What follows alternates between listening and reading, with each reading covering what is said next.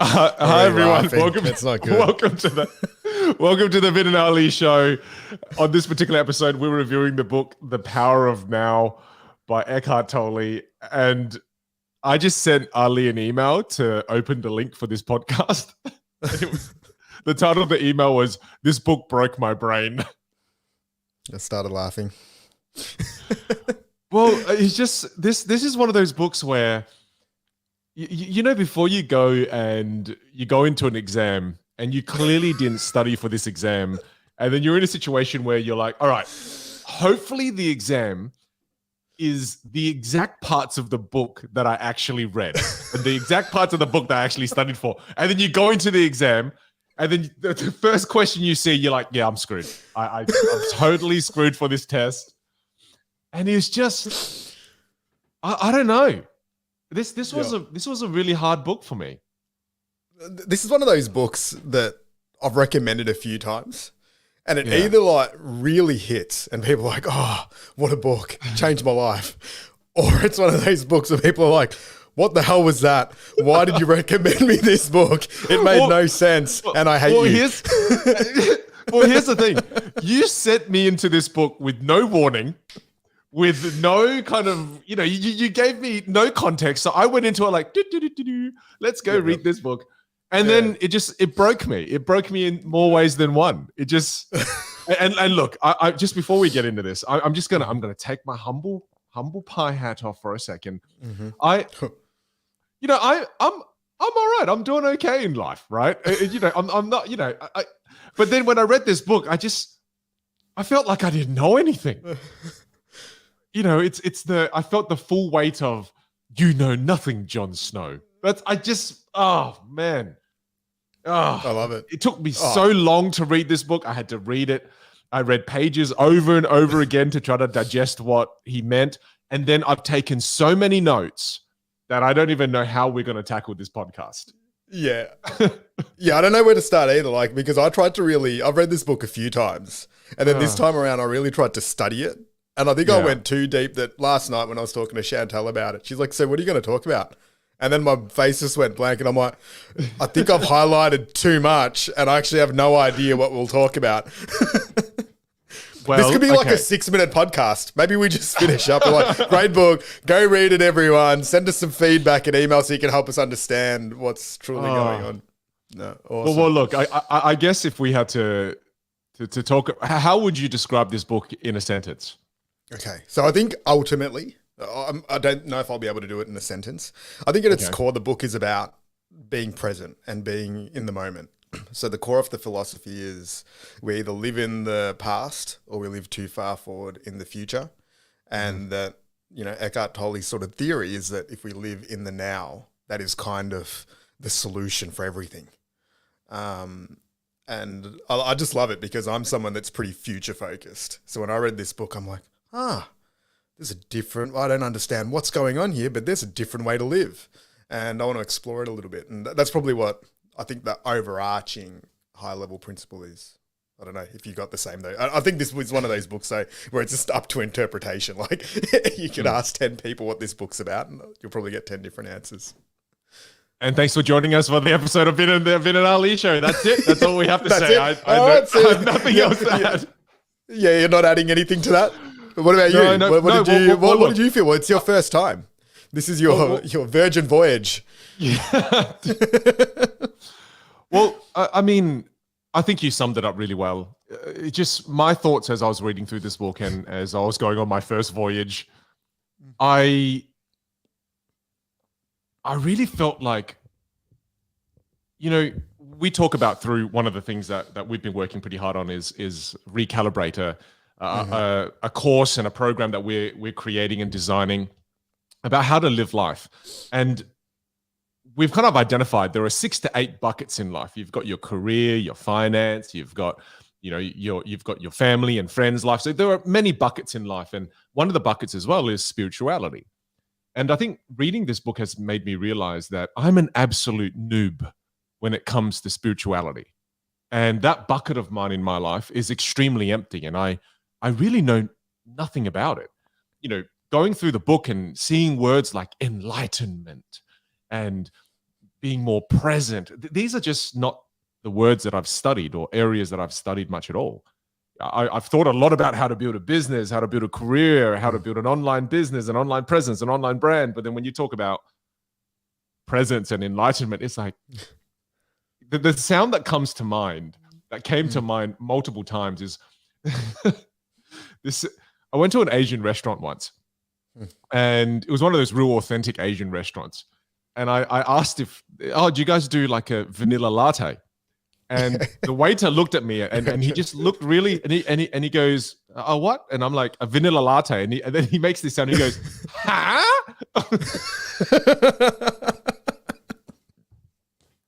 And I will never forget that sound because it was a, huh? It was just, it was like I destroyed his brain because he's never heard of this thing before. It's like, we only got jasmine tea, man. Jasmine or green tea.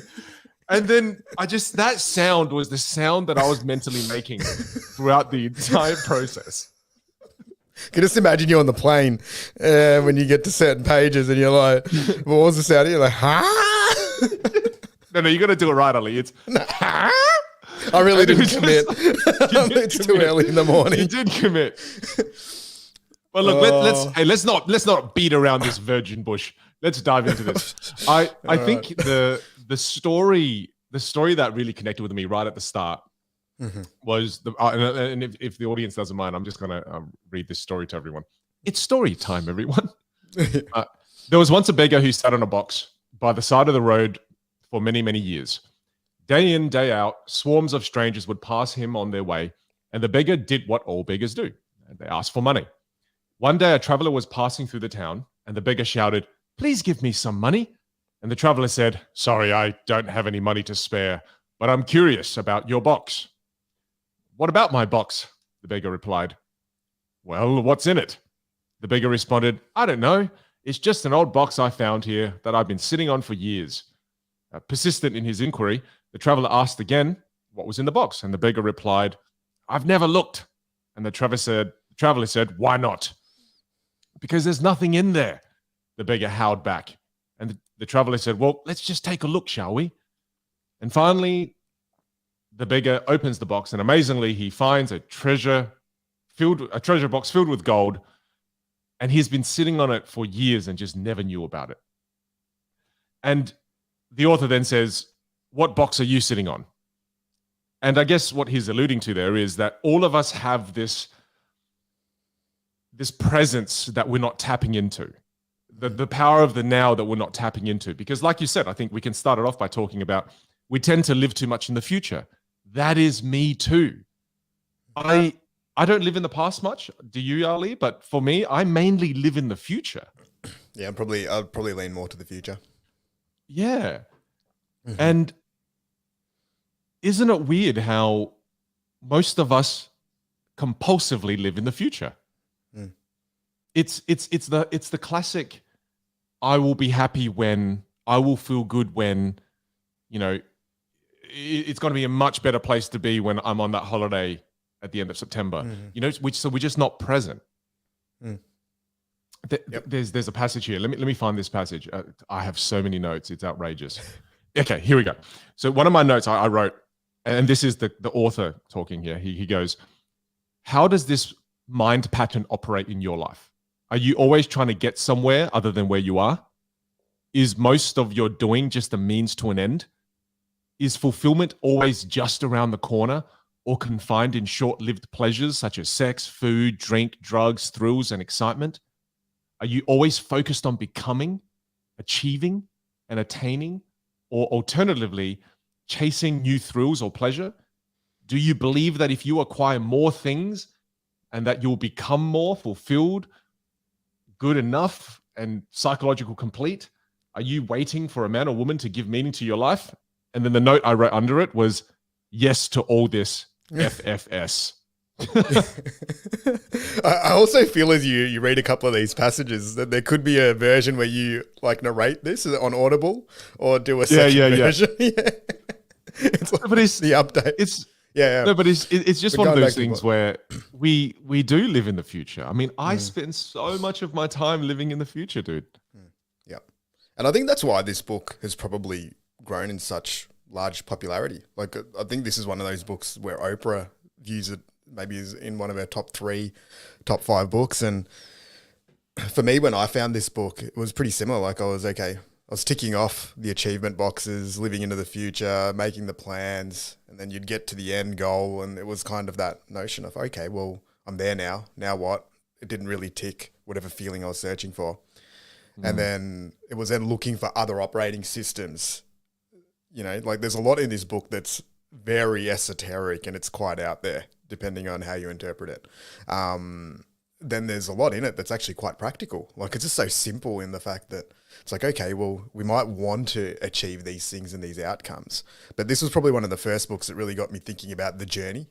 And it's like, okay, well, what does it then feel like on the way? And I think he speaks about in other areas of the book, and it's like, okay, well, what is the quality of your consciousness is one of the terms that's used, and that's a pretty abstract term, but to me that means, well, what's the quality of like your thinking, your awareness, you know, levels of joy when you're embarking on certain actions while you are on the journey. And that was just a big kind of practical takeaway that I took away from this book, was just being a little bit more mindful. And you spoke about recalibrating what we do in that process. I actually think there's lots of that in that process that we now look at executing in our lives, where it's like, okay, well, we'll keep trying to achieve things and take on projects and take actions. But then it's how do you improve the alignment and the quality of those moves? Well, one of the first things that the author talks about when you want to improve the quality of your life is the realization that you are not your thoughts and you are not your emotions. And that was a pretty big one for me, because that's exactly what I thought I was. Yeah. Right? Is that you're saying to me, I'm not my thoughts and I'm not my emotions. And to me, it was like, well, then what the hell am I? and it was just this really weird thing that again, virgin experience. You know, I think a lot of people who are further down the path of spirituality understand the concept that you are not your thoughts, you are not your emotions. But man, it was a scary realization, because I lived my entire life kind of, you know, the way I think is me. And the feelings I feel, yeah, of course that's me. That's who I am. And to be introduced to a concept where that isn't me, and I'm the observer, I've got to practice observing the emotions and observing the thoughts, and you are the observer, not the actual emotion and thinking. That was a radical shift in my mind. So did you practice that while you were reading it? Did you try and give it a go? I did. I've done it multiple times now while reading it, and it's a really weird experience. So what's that feel like? Well, like the book says, it feels like you're unlocking a higher level of consciousness, right? And I guess I tried doing it while I was journaling as well. And that's what made it really clear for me, because I was just writing about the things I was thinking and trying my hardest not to judge it. Because I think the thing that I always do is I take data and I analyze it. I love analyzing stuff. And and trying to take it a step further and just observing it without analyzing it or judging it, just looking at it, that was one of the hardest things I think I've ever done. But after I successfully have done it a couple of times, you go, oh, wow. It kind of gives you this light, it gives you this separation from what I used to perceive as being me, meaning my thoughts and my emotions. So it gives you this little bit of separation for a few moments, and then you kind of go back to analyzing, well, you're feeling that because you're a piece of shit, right? And then you judge it immediately, and then you go back. But you get that little moment of, and I like to use the analogy of the Matrix. Your mind is literally a matrix, and your emotions is a form of a matrix where you just get drawn back into it. And so you get these moments where you unplug and then you replug into the system. Yeah.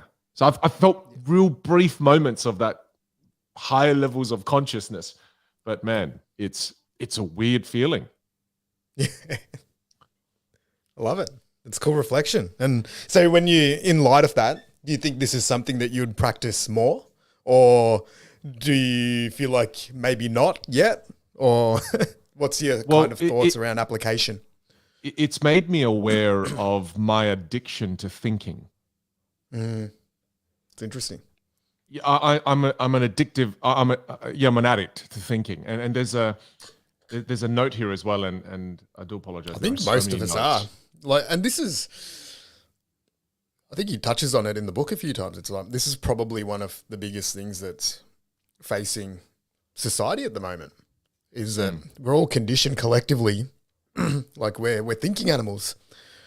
It's all about progress and achievement and getting there, and you need this product to feel this way, you need to look this way to present, so people like you. Like there's all these things that are so reinforced to us. So I think that's one of the things that this book just kind of helped me with as well. It's like, okay, well, just kind of try to accept it the best you can. It's such a simple saying, but it just is what it is. And I think that's what this book at its core really helped me with, trying to implement into my thinking patterns a little bit more. Because that's the thing that I always find. Like every time I read this book, it just feels like, funnily we've used this term a few times, but it feels like a recalibration. Like I can sit there and then be like, okay, like I'm reading this book right now. How far am I into the future? And what's the quality of my sort of mind patterns and thinking at the moment? And funnily enough, when I read it this time around, I was like, geez, I'm actually a little bit away from what I would call like that center or in that spot. And then it was just more like, and it's just simple. It's like, okay, well, we'll talk about some of the practical things, but there's this great tips in this book. It's like, all right, well, feel your hands, feel your feet. When you breathe into your belly and just slow down for a bit. Don't observe the thoughts. Like it actually gives a lot of like these practical toolkits as checkpoints. And then I'm like, okay, well, how often am I actually doing that right now? And then for me recently, it's like not that much. I'm actually more in the thinking mindset. Like say if you imagine the mind as something that's sort of dragging you around and you're just following it, you're the passenger. Probably being more in that zone rather than being the one that's really the observer, or as the book says. And then, it was just like the last couple of days since we've been reading this, just feel so chilled out again, just from the books. I'm like, wow, hey, good work. Good work, Eckhart. I felt really stressed while reading this book. Yeah, I felt stressed effect on me. after I read it, and then thinking about how we're going to talk about this book, like that was a little bit yeah. But no, the actual reading was. Well, I love it. Well, to me, this is like a top 3 book. I'm putting it. It's such a really. So yeah. Well, I think you're more experienced walking down this path, whereas for me, it's the first time I've only started my journey down this spirituality path, and I mean one reason why it was stressing me out was because they use the metaphor in the book as well, where there's nothing wrong with cells dividing in the body, but if cells keep dividing, then it becomes a problem. It becomes a cancer, right? Mm-hmm. And same thing with thinking. Thinking is fine, but then if you overthink, it becomes a cancer. And I love that metaphor because it really shines the light on the fact that we often think ourselves into more suffering and more pain than is necessary. Now that was a big one for me because that's what I do. And I think we live in a world now where when you look at the hierarchy of needs, the most basic of our needs for most of us in the Western countries are met. And now we don't have to worry about food and shelter, etc. So for so many of us now, we live in our minds so much more because we have time to think. And to think of thinking as a disease, oh, wow, is that a brand new concept to me? I always thought of thinking as one of the most valuable things that I do. Because I always looked at thinking as that's what's allowed me to strategize and plan the life that I have. That's what's allowed me to follow a strategy and execute on the strategy that has led me to the life that I'm living. And then for this book to call out thinking as being a disease, I connect with it and I don't connect with it. It's weird because I connect with it because the suffering that I think I've been experiencing in the last, maybe 12 months is overthinking for sure. For sure. It's like another analogy. When you look into the sun for too long, you go blind, right? but you can glimpse at it real quickly. And I think I've just been looking in the sun for too damn long. I've been thinking too much about life in the future and not just living right now. Yeah, it's a weird one. I think there's a couple of parts to that though, too. Like obviously there's, and he touches on it in the book, where it's when you're thinking about the future and you can't really act on it, that's different to planning and taking, call it, creative action in the present moment. And when I actually, like, just as your friend, like watching you do things, I actually think that a lot of your thinking, you do hit the higher points of, like, call it creativity that comes from that present moment action, right? Like when you actually break it down, like you spend a lot of time sort of in your workshop and you study like writing, creating, developing. And I think that getting into call it that flow state, which I would say in this, it's like you're using the mind as a tool and it's alignment. Like it's not really dragging around. But then there's probably that other side of the thinking where it might be around worrying about certain things playing out, overthinking dialogues in your head that you can't really do anything about. Like I think that's what the book kind of touches on. Not that thinking is like a disease overall, but it's are you using that thinking, call it, with a quality of present moment awareness versus is it just thinking that's running through your head that's causing like stress or anxiety that you can't really do anything about? And that's kind of what I got from it. Like, because it was one of the things I remember when I first read it, I'm like, so what, do I just turn my brain off? Like, is that what this book is telling me to do? And I'm like, but then when sort of dug a little bit deeper, it's like, no, you still use the tool for solving problem, like for taking actions, for creating, for doing things that you love or whatever it is. But it's like, you can also then slow it down. Like it can go into idle as well. Like if we use the car analogy a little bit, it's like you don't have to have the accelerator just pedal to the metal all the time. You can sit there in neutral for a little bit and then accelerate just when you need to. So that was one of the things I remember taking a note about, that it's not about just fully to stop the thinking mind, but just to be more a bit aware and conscious of how am I using that tool. What you're saying is, well, you just said it. It's about learning how to use the tool and not have the tool use you, right? Whereas if you think about it, often when we're overwhelmed by our own thoughts, is it you controlling the thoughts or is the thoughts controlling you? And I think often it's the thoughts controlling us. Yeah. There's a really interesting point where the author makes where, you just touched on it now, and I want to continue with that thought path of the past and the future. We tend to either live in the past or the future. And this is the bit that really won me over, where he talks about how the only moment that truly exists is the now. Even when you think about the future is you thinking in the now about a now that's going to occur later. That's right. Right? And then the past is you bringing up in the now a moment that was in the past. So everything happens in the now. The future is a future now that's hasn't happened yet. And the past is a now that has already happened. Yeah. And then that was the moment where I went, okay, this isn't all kind of woo-woo and crazy. That's actually a really good point. Yeah. And so what that means is then the only control that we truly have, and like I've always heard people say this, and I always kind of at a surface level understood it, and where people say the only thing you have control over is the present. And that kind of thought process helped me understand, okay, so that's why this is the only moment in which we have control over. We only have control over now. We don't have control over future now or past now, just now. And future now and past now is just us in the now thinking about it. And it just went...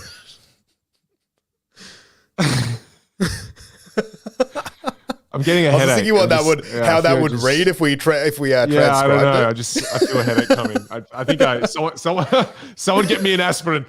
Oh man, I love it. But I think you're right though. As funny as that sounds, the logic really does hold up. And again, people like if no one understands what the hell we're talking about, and if you just tuned in.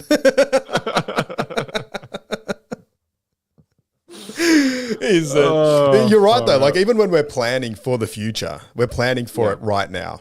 right? When we're thinking about the past, we're thinking about it right now. And that was the logic of that really does hold up. I remember when I read it, I was like, yeah, that's true. Like, he makes a good point. There's only the only moment that can be, I think that's one of the lines in the book, the only moment that can be experienced truly is the now.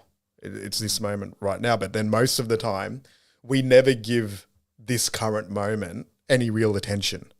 Like, I think that's the difference. And even when, you know, I don't know how much this is backed up by science, and we're no doctors and we're not psychologists and all of that, but I think even when you see nowadays, like just the increase of, say, anxiety and certain mental health conditions, I wonder if that is related to the gap between what people are just feeling, between what's real and what's now versus what's in the past. And that, like, as that gap widens, like I find it even in myself, like even after trying to practice this stuff for a fair few years now, it's sometimes you just get too far detached from this moment and you're just so, you know, either in the past or the future. And even though I can sometimes be aware of that feeling, it's still very difficult to then get back when you are in that state of future or past. And with the gap that you speak of, with the gap that you speak of, I mean, there's a passage here, right? Where, and the reason I think I'm referring to the passages a lot here is because, man, I've just got my training bicycle, like my training wheels are on. So I'm just going to redirect from it instead of trying to interpret it, because it's just going to, Now, he talks about this fear from this point of view, where he goes, this kind of psychological fear is always something that might happen, not of something that is happening right now. You are in the here and the now, while your mind is in the future. And this gap creates what's known as an anxiety gap. And if you're identified with your mind and you've lost touch with the power and simplicity of the now, the anxiety gap will be your constant companion. So you constantly feel anxious. And he goes, you can always cope with the present moment, but you cannot cope with something that is only a mind projection. You cannot cope with the future, but you can cope with the now. And it's weird. It's like when you think about when people are suffering, and even when I'm suffering, we think things like, even while we're in the moment of feeling this, we go, how am I going to be able to live moving forward? Because this thing's happened. How am I going to be able to move on?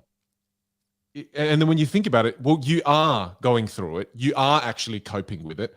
It's just when you start to remove yourself from the now and think, how am I going to deal with it tomorrow, that it causes you more pain in the present. That is just really interesting, that it's the gap that causes us the anxiety. Is when you live too much in the future, that's when it creates all of that anxiousness. And the fact that we can cope in the present, like that was another little one where I'm like, I think I'm hanging on to the monkey bars, right? I think I'm grasping it, but it's true in a sense that if you really focus on the moment, regardless of how hard things are at times, we're coping. Yeah. It's just when you start to live outside of that, you go, oh, I don't know how I'm going to be able to get through my day tomorrow. Yeah. Well, it asks a great question in the book. I don't know if you reflected on it. It's like, if you're really present right now in the moment, and I ask you the question, well, what problem do you have right now? Like, say if you're going second by second, like right now, like you might have 5 things you have to deal with in 2 hours time. But right now, while we're sitting here and we're doing this podcast, if I ask you the question, like, what problem do you have right now? Do you have a problem? I don't know. That's a good question. I think it's a great question, because I think, like, logically, like right now in this second, right, this moment, as I'm using words to speak to you right now, I don't think I can concurrently have a problem. You know, I might have a problem in an hour, or like in 2 weeks. My mind is trying to answer the question. My mind's sort of, you got problems, man. You got health problems. You got 99 problems, and then it just wants to get into it. You know what's really freaking me out? You're like, him asking me this question is a big problem right now. Yeah, well, that's right. You know what's really freaking me out? What's freaking me out is this author saying that my mind is like my enemy. And it's making me fight this internal battle right now. where I'm starting to feel crazy. Where it's like, shut up, mind. You just Yeah. just be present, be in the body, and it's just. Well, like, nah, Sorry, man. Let's not do it. Let's not do it. Let's not do it. This is watching a virgin during their first time, just freaking out with everything during sex. Just like, what am I meant to be doing? What am I meant to be doing? Where do I put my hands? You know, it's just no idea what you're doing here. Apologize to everyone in advance for this. They're just experiencing a virgin having sex for the first time on audio. It's terrible. That's one of your most interesting analogies. I love it. I love that this is where this book has taken you, like to that level of like first timeness. I'm so uncomfortable. I've never been more uncomfortable on a podcast with you, because on most podcasts, I feel like I know where I'm going. I know where I'm going. There's a structure to this. I've got notes. Whereas right now, everything, Ali, is just chaos. Hey, that's what this podcast is about. We learn live on audio and video with our audience. Man. So this is a beautiful moment. Kids, it's cool. It's cool exploring these concepts. Like, but yeah, I love what you said there as well. Like when you're talking about the gaps and the anxiety gap, call it, and then what that actually looks like. Like the book, then in other parts, it talks about things like forgiveness and surrender. And so much about that is then around, okay, well, just as you were saying that, like so much about the book is about bridging that gap and then giving you active toolkits, I think, as you bridge it, right? Like, so say, for example, you have a problem or you have a situation, he calls them life situations. I love that. Just we'll dig into that a bit more. Dig into that a little bit more. Life situation. So I think there's two things that he looks at just from memory, where it's like, okay, what we perceive, you know, as our identity and like say our work, our house, our families, all these things, they're largely what he calls the outer world, which is our life situation, right? And then in his view, our life is actually just being alive. You know, it's being consciousness or whatever being alive is. And then it's nearly about separating and knowing that, okay, there's the inner world, which is how we live, call it, breathe, stay alive, sleep.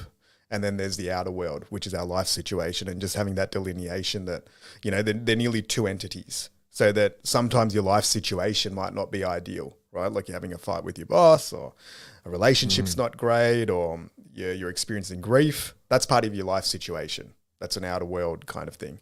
But then the way that you process that, how you navigate through it, how much you're in the moment.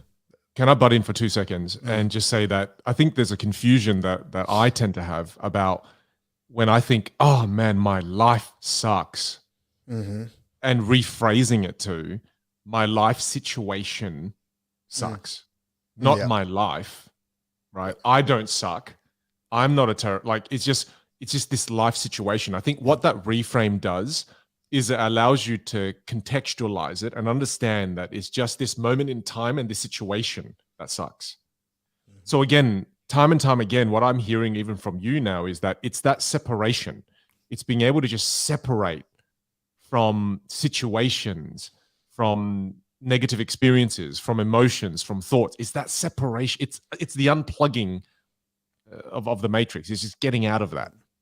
Yeah, well, it's watching the matrix rather than being fully embedded inside it, right? Like a lot of what the book really speaks about is that you become the observer of your thoughts, right? Like I think he uses the word that you become like the silent watcher as these thoughts arise. And sometimes that's actually a pretty cool process. I know we've done this a few times where we've just been chilling out and it's like, all right, you see the thoughts sort of come into your mind and, you know, and rather than letting them take hold and then you're just thinking about that thought for 40 minutes, and not really coming to a resolution. An alternative way is that thought sort of passes by.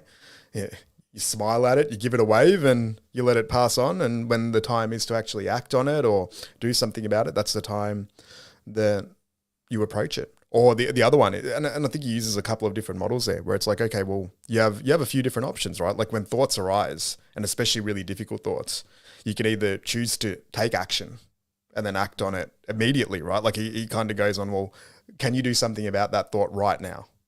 Then if not, then maybe you can just accept it, right? Like you accept it, the situation as it is, and you don't identify with it and you just let it exist, right? Which is nearly a mode of surrender. or you leave. You get away from it. You get the hell away from that thought or whatever that situation is and leave it as it is. And I think that's a pretty cool, simple model. Like, it doesn't obviously address everything there. 3 things. Yeah, but it's like a 3-step kind of model just with dealing with thoughts. And then the idea is that from there you get into a more peaceful state where you can actually take a better quality of action potentially as well from that position. Like, if you think about when we're really reactive and highly stressed out, like, it's really hard to make good moves, right, from that position. Like, how often when you're feeling a little bit on edge, like, you'll drop something, like you'll have a little car accident, or like, these things always happen. It feels like when your mind is in that more elevated state, rather than if you're in a fully chilled position. So again, that toolkit is you either solve it, you either leave it, or you accept it. Yeah. Right. And I think that's why the power is in the now, because in the now is when you actually can solve it, or you can leave it, or you can accept it. You can't do those 3 things in the future, and you can't do those 3 things in the past. Yeah. And that's why, again, the power of the present and the now is that the reason why it's so powerful is because that's when you can act. That is the only time when you can act on your problems. And those are really the only 3 paths when you really think deeply about it. Because I started putting some of my own examples in my life through this little model, and I thought, it's so true.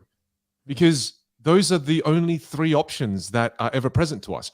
And it is in the avoidance of doing one of these 3 things that causes pain. It's when we avoid the problem. It's when we don't try to solve it. We don't leave it, and we just kind of don't accept it. Yep. That resistance is what creates the suffering. And then over time, without doing any of those moves, it just keeps building up, right? So it gains momentum and power inside. And your then mind. more. And then you've got more of these. It's not just one unread email that you're not, because it's like having emails that you can either, again, solve.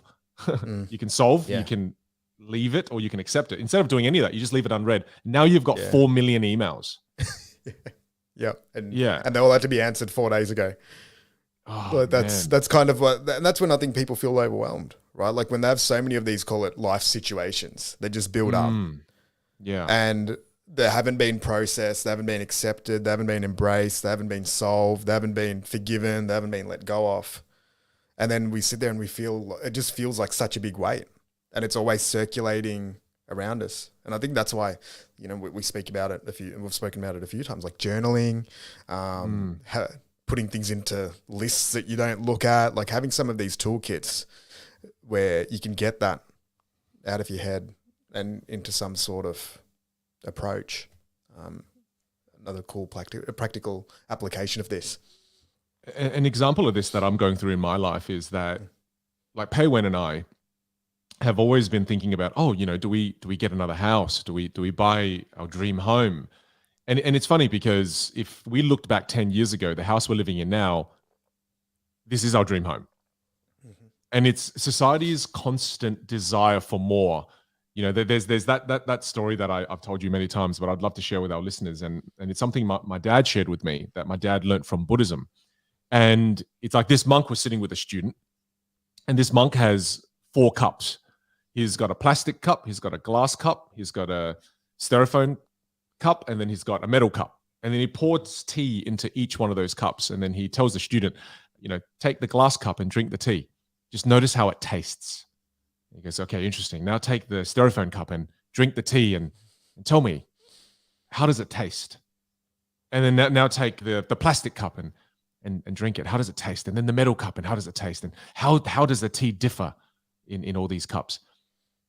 And the student says, it doesn't taste different at all. It all tastes the same. And then the teacher says to the student, we obsess over the cups. We want a fancier and better cup. And then we miss the point of life. The point of life is to enjoy the tea. It's not about getting a better cup every single time. And the cup symbolizes a better house, a better car, better clothes. And I think the problem that Pei Wen and I go through is that we get sucked into the the world of desire and cravings, of always wanting a better cup. And we don't apply the 3 rules there. We either accept, okay, let's just get a better cup, or we don't go with, nope, we're going to leave it. And then we don't try to solve that problem. We just kind of get stuck in, and we never make a decision with it. We're just always in this constant, I don't know, do we get a better one? Don't we? Do we? And then it just always is it's taking up cognitive space and cognitive capacity all the time.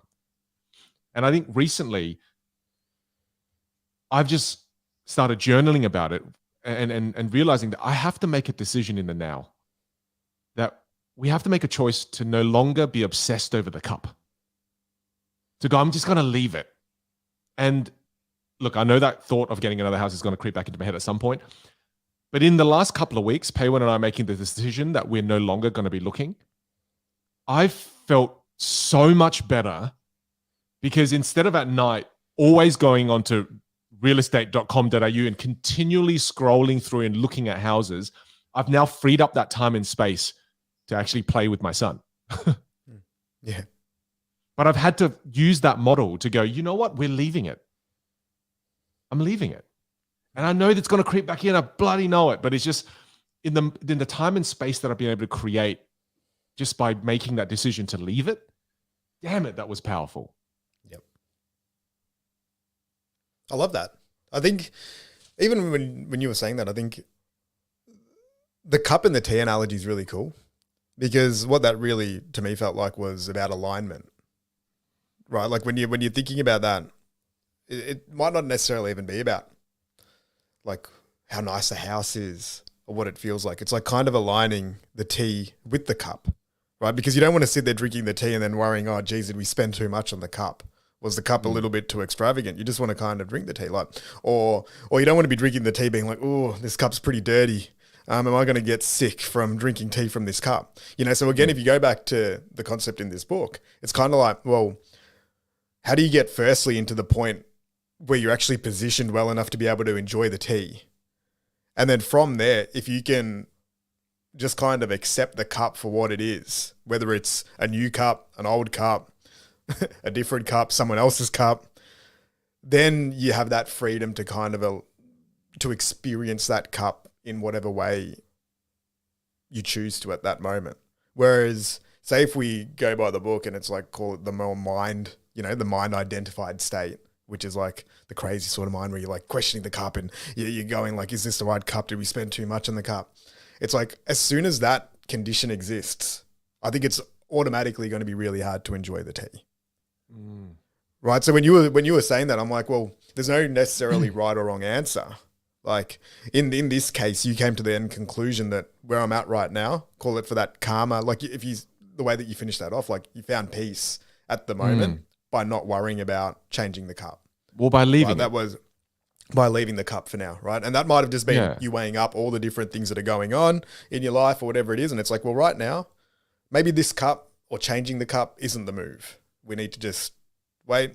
Well, I'm going to enjoy the now by playing with Xander, because I don't want to, because that's the other thing, right? Like with that type of cup change as well, like buying a house is a big thing. It's like you have to sell, maybe you might need to sell your current house. You then have to find a new one. You have to go through the process. You've got to get furniture. You've got to make so many different decisions that are ultimately going to take bandwidth in the now at some point. Well, it's the reason why I decided to leave it is because as I was journaling, what I realized was what I'm in now is what I once said I wanted. And then I'll get what I want now. And then in 10 years' time, I will want something else. Mm-hmm. So I'm not solving the deeper problem here. It's the classic thing you hear about. You're just going to be, you'll still be the same person, just in a different cup. You'll still be suffering from the exact same issues, thinking that the cup is the solution, right? It's one of the, another classic example is in relationships, right? And when, we won't mention any names here and call out our friends, but we've got friends as well that think to themselves that when I find the right person, that's going to solve all of my problems. And then they get in the relationship and then nothing changes. And then because they don't realize that they're not solving the root of the problem. And tying it back to this book, what the author is saying is that the root of all evil is that we are not living in the present. We are not learning to be more present. And we're not willing to do the hard work because it's bloody hard work. Like you know, we're texting each other back and forth. Like, how hard is it to be present? While we're reading this book and trying to do the experiments of being more present. Hence we're texting each other because we're being distracted from reading the book. Yeah, but it's not, if you don't do some of this internal work, it doesn't matter how much money you have. It doesn't matter how many things you have. It doesn't matter how nice your house is. You know, I feel like to think that wealthy people don't suffer, that's one of the biggest illusions that there is ever, right? In that, if you don't start doing some of this internal work first, getting that new place, it doesn't increase your enjoyment. Whereas I think if you do some of that internal work, and then maybe once you've kind of fixed some of the things that are going on inside, maybe then it helps you to be able to then enjoy the place if you do get it, right? I don't think it's about not getting it. It's just about not using that as a quick fix. Yep, for sure. And even when you think about just the world at the moment, like say, call it the first world and the developing world even, I think being present in the moment and like connected to everything that is, call it in the now, is actually a lot more difficult probably in the first world. Whereas in the developing world, you spoke about that hierarchy of needs. Like if you are living sort of more worrying, you know, like if the big focus is around food, air, shelter, clean water, automatically present moment awareness is probably going to be a lot stronger. You know, connectedness to your family and your tribe is going to be a lot stronger. Whereas I think in the world that we might live in, and you mentioned there even call it like people that are very successful or wealthy, I think that detachment of reality becomes nearly bigger. So you're right. Like we speak to a lot of people that on paper are very successful, but then when you dig a bit deeper, you see just deep levels of dissatisfaction and unhappiness even there. You know, one of the things that really, really stood out and was almost scary reading this in the book was that the author talks about how the reason why the human race seeks out drugs, alcohol, short forms of pleasure, right? You know, whether it's food, sex, whatever, is because we're trying to escape for a moment that mind of ours that is always active, always controlling, always manipulative, right? That's why we seek out those momentary breaks where we just, otherwise the author wrote, if human beings didn't have some kind of escape and didn't seek that kind of escape, we would just all explode. You know, it's we would all just fall apart. And it was just a scary thought that I never thought of the mind as being that, dude. You know, but I can see how and I think one of the biggest realizations I've had in this book is that I create my own suffering, man. That is just so bonkers. That I'm causing my own pain, dude. Like I used to think other people are creating my own pain. Life situations and circumstances create my pain. But it's and again, I'm only just starting to grasp this one. And what I'm grasping is that I am the creator of the suffering in my own life, which means I am also the person that can release myself of this suffering. Yeah. That's messed up. Just as you were saying that, I remember a note that I had from one of the first readings. It's like when my brain is telling me that I'm awesome and everything is awesome, you know, like the Lego movie, like everything is awesome. Awesome. Good song. It's good song. Yeah. It's like, then there was like the second part of the note. It's like, maybe it's not awesome and this is a trick. It's like the second part to that. Oh my God. And it's like, the book just completely changed it. Like all those things that gave me those dopamine hits where I'm like, oh my God, Ali, that move was just amazing. You genius. Like, how did you pull that off? It's like, hey, wait a second. This could be a trap. And this could lead me.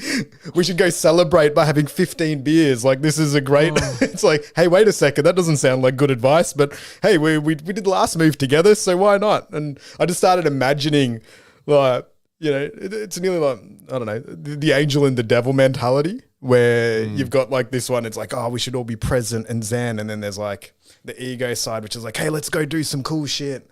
It'll be so much fun, and then we'll sort it out later. It's fine. And you're right. It can sometimes, these types of books can cause that conflict where it's like, okay, well, I'm getting a thought right now. Is that present, or call it, you know, Zen version of me, or is this ego version that's about to go make some messed up move that we're going to have to solve later? And I think that's a really, really challenging part with potentially making the transition to apply some of the things from this book, because it's nearly like ignorance is bliss, right? In some ways. But then on the other side, is there a massive benefit if you find some of the beauty in the lessons in these books, because it can enhance, call it the life situation stuff that we were talking about before?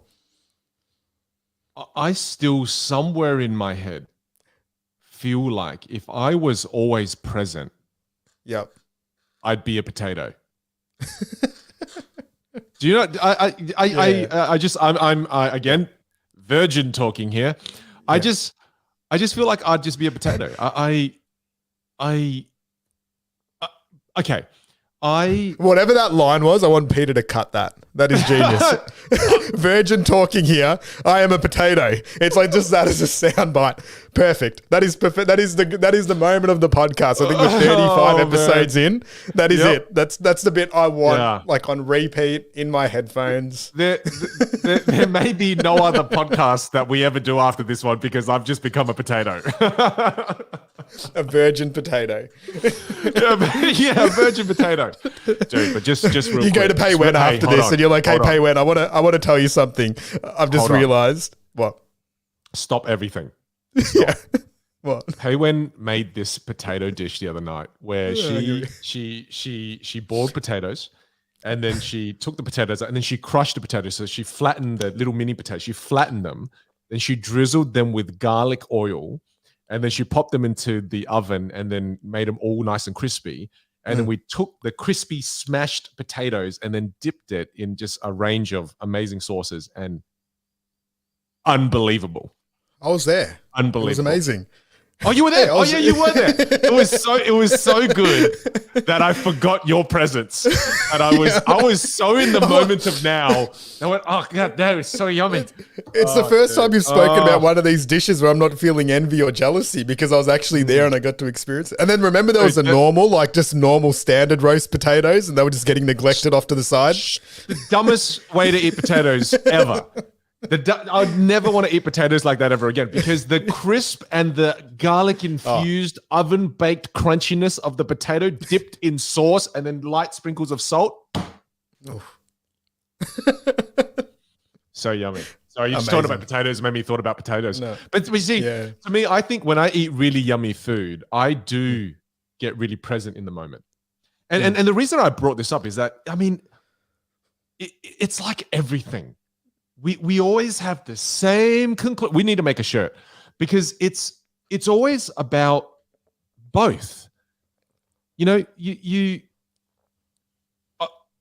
look, I'm at a stage in my life where I'm 35, turning 36. I don't think that I always want to be always and forever present right now in my life.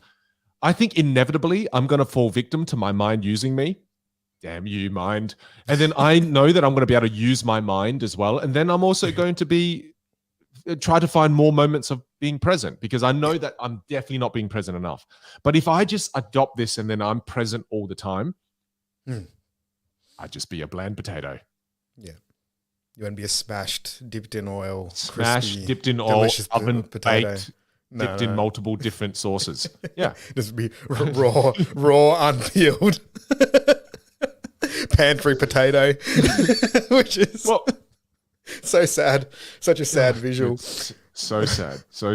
I mean, no, but I love that. I think that's the beauty about this. And the book doesn't tell us, right, that you have to denounce your identity and just be completely monk-like. You know, I think the beauty of this book that I found is you can take certain ingredients from it and then just play around with them and see. Like one of my favorite lines in the book, where it has just like these random questions that get you to reflect. And it's like, well, one of the tools that you can use for presence is just like, even like I just remembered it just then, and I was thinking about it while you were speaking. It's like, can you feel any energy in your body right now? You know, like consciousness in your body while you're just doing something really normal. Right now, that doesn't mean that we're now denouncing, like it doesn't mean that we have to sit here and meditate for 45 minutes quietly to feel presence. It just means that while you're listening or while you're engaging in a conversation, can you feel like your hands tingling, or can you feel your breath at all? And I'm like, something that simple like that. I love that, just while you're going through just normal things, like whether it's playing with the kids or having a meeting. And when I remember that little line, it just enhances the quality of that experience a little bit more than if I'm in a 1 hour meeting and then at the end of it, it just feels like that 1 hour just flew by and I was just so attached to whatever was happening in there and what I wanted out of the meeting and what the outcomes of the meeting were meant to be. And it's like these little shifts where you can take small ingredients from these types of teachings. You can just play around with them, experiment, and then see, okay, does that improve your experience on a day-to-day basis? And then for some people, it'll be like, nah, that felt weird. Don't want to do it. I'm not ready for it yet. It's completely fine too. And I think that's what I love. I love what you said before. It's always about finding the middle, finding what works, what you want to play around with. Well, that means that the way to practice being more present, what you're saying is, and what the author's saying is, to continually ask yourself the questions. Can I feel, can I feel my finger? And I tell you what, I rarely ask myself any of those questions. And therefore, when I reflect back on my life, I don't think I feel my body at all, because I am so engrossed in my mind. I'm so, like, all of the energy that I have lives here. It lives in my head. I barely, and you always say this, every time we do meditations together, you're always like, feel the tingling in your fingers. I'm like, I can't even feel my fingers. I have no hands. I have no hands. I have, like, I'm nothing but my thoughts and my emotions. That's all I am, and it's so interesting that, again, just such brand new concepts to me, that when you just sit there and ask yourself these questions over and over and over again, it forces you to be more present. It really does, because it makes you more aware. And I remember Craig, one of our good friends, Craig, he's my videographer and I love the guy. He's one of my best mates. And he loves physics, and you just wouldn't guess it, because when you look at him, you're like, this guy doesn't know nothing about physics.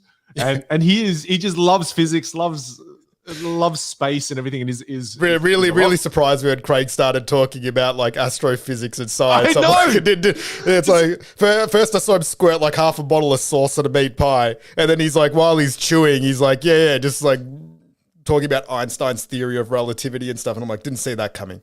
So shout out to Craig. I did not see that coming. He's got like an eyebrow ring, and he was wearing a cap, and he looks like a skater boy, and then he just opens his mouth and talks about quantum physics. And I'm like, it's like, so Harley, do you want to go see like Neil deGrasse Tyson at the upcoming show? I'm like, what? Like, yeah, right. The number of times where he talks, and I'm like, huh? It's just outrageous. I've done it so many times.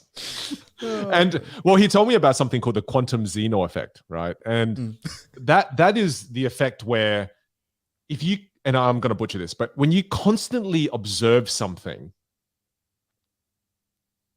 the thing you observe, it doesn't react. It just freezes, or it changes the way it reacts, right? And upon observing something, it impacts the way it moves, it whatever. Okay, see, I know nothing about quantum physics, but what I'm trying to say there is that the more you observe your thoughts and your actions, that actually has an impact. It actually has an impact. So it's important to, if you want to be present, continually ask yourself the questions: what am I thinking? What am I feeling? And then resist. Don't analyze it. Just go, oh, those are the thoughts. And I love the metaphor you gave right at the start, because this has helped me so much, Ali, in this process, where now I just look, I go, what am I thinking? Oh, that's what I'm thinking. And then I just wave goodbye to it. That simple little mind hack you gave me, I go, oh, I'm feeling a little bit frustrated at the moment. Oh, that's interesting. And you just wave goodbye to it. It's all good. Okay, that's cool. That's a cool thought. All right, whatever. And that has changed it all for me.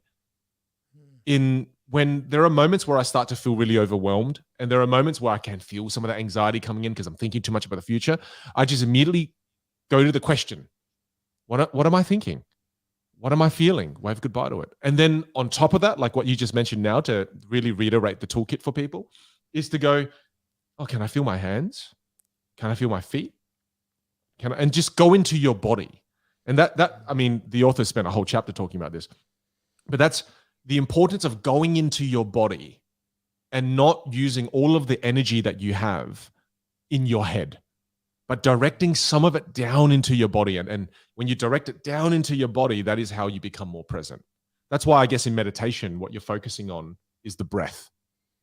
You know, taking that deep breath in and then feeling your diaphragm. And then the moment you do that and you go into your body, guess what? There's not much thinking happening. Yeah, for sure. And I think I got it explained to me a few years ago by someone, like the actual science behind meditation. And it was the first time that, like, I always thought that meditation was just about, you know, like having no thoughts and just breathing. And it felt very sort of, you know, esoteric and out there. And then somebody was explaining the actual science, and they were talking about like how we have different types of brain waves that go through our mind. And they use the analogy of, you know, our brain can be as wild as like an ocean where there's 60-foot waves crashing, or it can be as still as a steady stream, right? Where you're completely at peace and there's nothing on there. And the thing is like all of that is around observing what's going on in the mind right now. But when the waves are crashing and you're in a 60-foot storm, it's really, really hard to turn that into a stream.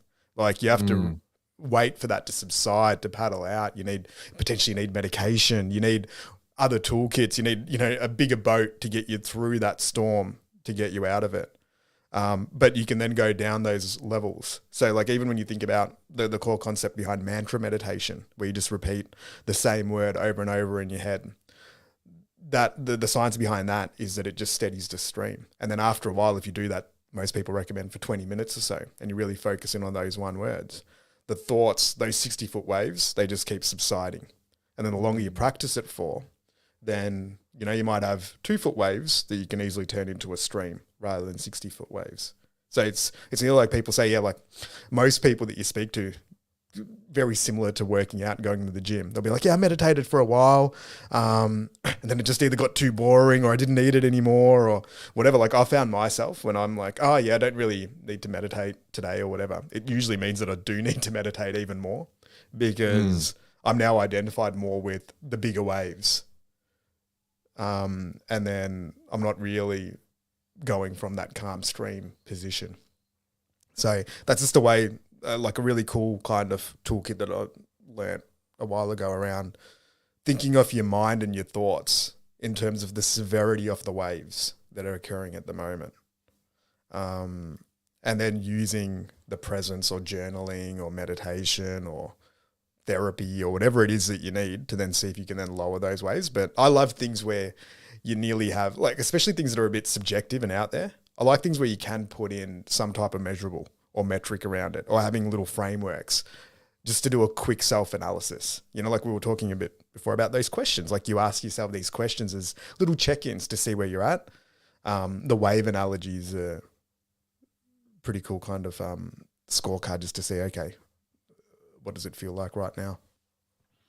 You gave me a new way of looking at meditation, and it's that, and I mean, I know you do it all the time, and you've been really good with it. Me, not so much, because I'm addicted to thinking, and what's given me clarity is that the reason I don't meditate is because I'm addicted to thinking, and for me, doing something that doesn't allow me to think for 10 to 15 minutes is frightening. It's just, well, why would I do that? I could be thinking. Why not think? I mean, I love thinking. Thinking is great. Thinking is addictive. Thinking feels good. So then as a result of that, I don't engage in it. But what I've learned and I've reframed in this podcast right now is that if I meditate, I will be able to use my mind more as opposed to having it just use me. Whereas when I don't give my mind breaks and I don't observe it, then I get lost in it. But the more I observe it, it means I pull out and I'm on top of it.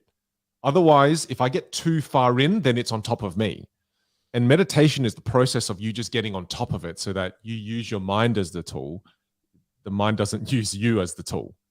And that frame now makes me more excited to meditate. Yeah. Whereas that's I how never I had trick that myself before. as well. It was the same for me. I'm like, Huh. I'm like, I got into this to enhance my thinking and creativity. Yeah. Because Yep. so much of the research was showing that, okay, like if you do meditate and journal and you do these things, it's going to improve the quality of your thinking. So when I started off that journey, it was around enhancing the quality of those moves that I'd actually apply in my world. It wasn't, because it was a search for peace or enlightenment or anything like that. It was just the practical form of, okay, how can I use this tool, which is the mind, better as a bit of an optimizer? So, and then after a while, when you experiment with it, then you start seeing, all right, are there practical benefits? Like, because then I started measuring it too. I'm like, okay, on days when I meditate, do I make better decisions, or do I go through the day better? Are my interactions of a high quality? Because that's the other part is like when you're using the logical side of your brain, it's like, okay, well, will that investment of 20 minutes give me any return? Because the first few times I did, I'm like, oh, well, I don't know. Nothing's really happened. And it's like a bit like going to the gym, right? Like I did 6 bicep curls. Well, I don't have big guns right now. What's going on? So confusing. Obviously, meditation doesn't work and the gym doesn't work either. I've come to the same conclusion. Yeah. And then people are like, oh yeah, no, you just like, and then there's also extreme, like if you even think about things like steroids, right? They're just ways to get that outcome quicker. Like say on this side of the world, it's probably doing hallucinogenics or doing magic mushrooms or whatever. You just get to fast track that outcome. You get a glimpse into what it might be like, but it might not be very sustainable. So yeah, I think that's our little jam on meditation. The other cool thing in the book is that there's probably 5 or 6 different types of meditation that he just throws away as little paragraphs inside the book, but I just love them. Like, I don't know if you took notes.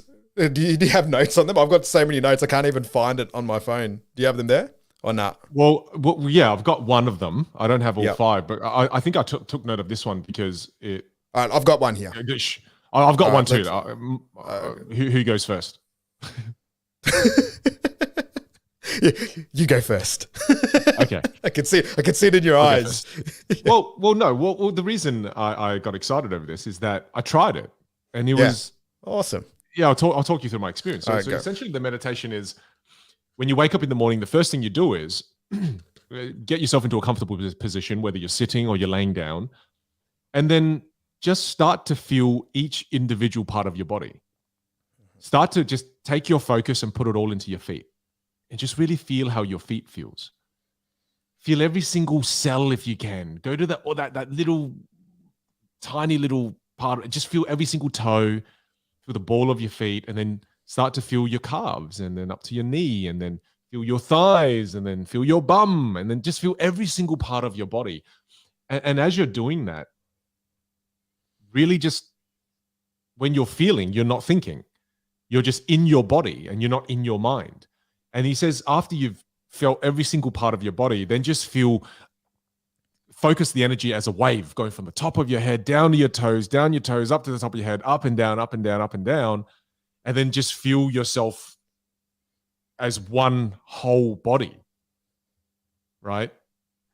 And so I read it and I went, when I read it, I was like, what the hell is this?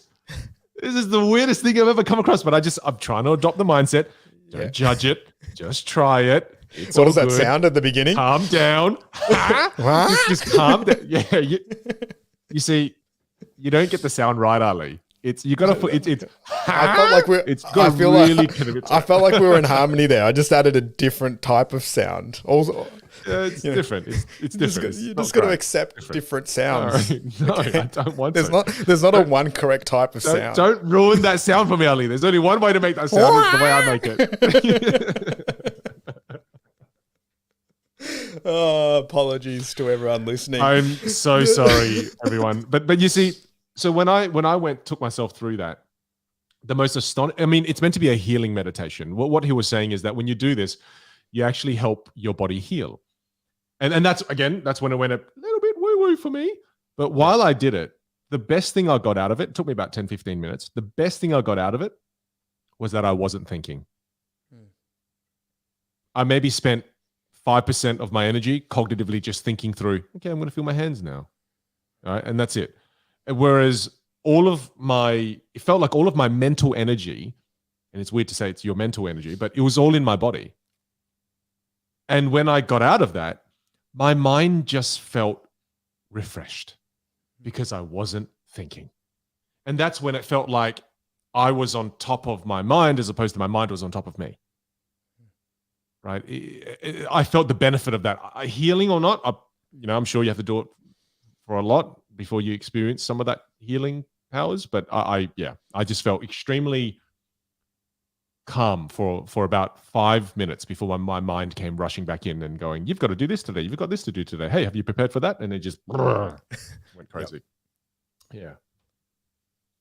Yeah, it's awesome. What about your meditation? What's no, that was one. I had the same one highlighted. You had the same one? Yeah. Yeah, I found another one here. Right, so there's another one pretty similar here where it's follow the breath with your attention as it moves in and out of the body.